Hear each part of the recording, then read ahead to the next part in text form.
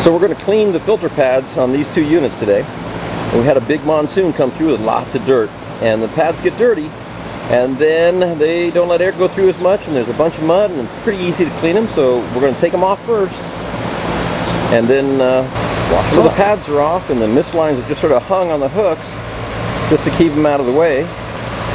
And now we'll go clean them. The pads are laid out around the pool because it was a flat surface, and it was the closest flat surface that had some drainage. And then all we're going to do is to take a hose and start spraying on them.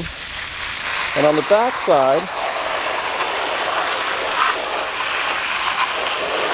all we're doing is working the dirt out of the back and working the pads flat again, and then we'll let them dry for a little bit. It's probably going to be hard to see on the film, but that pad's been sprayed off pretty well. And then this pad is the next one, and we'll just work our way around, and then we'll let them dry. So the pads are all washed off, and now we're going to let them drain and dry a little bit in the sun, because they carry so much water that if you try to pick them up when they're this wet, they're really unstable, really get kind of flopsy, and then they have a tendency to sag a bunch when you put them on and start sucking air through. So we'll let them dry for about an hour, and then we'll put them back on. So I waited about an hour for the pads to drain and dry a little bit, and then when you pick up the pad, you're still going to be amazed at how much water is in it, and it makes them pretty limp.